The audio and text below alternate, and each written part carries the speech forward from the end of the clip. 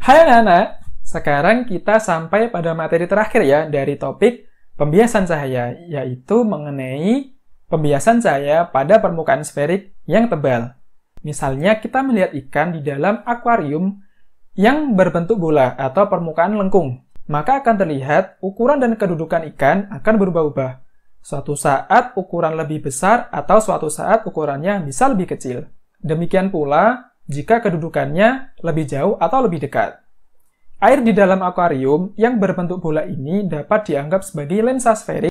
Ukuran dan posisi ini juga dipengaruhi oleh sinar datang dari pengamat yang mengamati. Bisa dari orang yang melihat ikan atau dari ikan yang melihat orang. Jika orang yang melihat ikan, maka sinar datang dari ikan. Dan jika ikan yang mengamati orang, maka sinar datang dari orang. Pada kasus kedalaman semu juga demikian anak-anak. Air dapat dianggap sebagai lensa tebal. Mekanisme pembentukan bayangan pada lensa akan kita bahas secara detail pada topik lensa ya.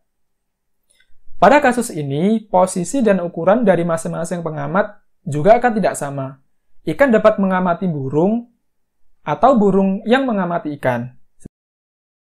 Secara matematis, rumusan pada permukaan sferik atau permukaan lengkung dapat dituliskan N per S ditambah N aksen per S aksen sama dengan N aksen min N dibagi dengan R, di mana S sama dengan jarak benda, S aksen sama dengan jarak bayangan, N sama dengan indeks bias asal sinar, N aksen sama dengan indeks bias sinar yang dituju, R sama dengan pusat kelengkungan lensa.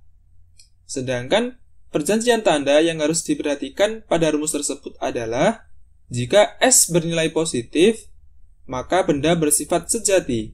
Dan jika S bernilai negatif, maka benda bersifat maya.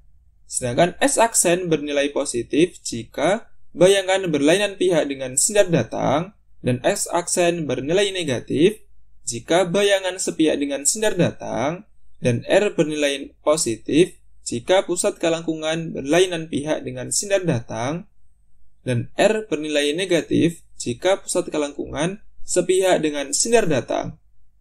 Oke, sekian pembahasan dari Pak Rifai. Pada materi selanjutnya, kita akan membahas mengenai topik terakhir dari materi optika geometri, yaitu tentang lensa.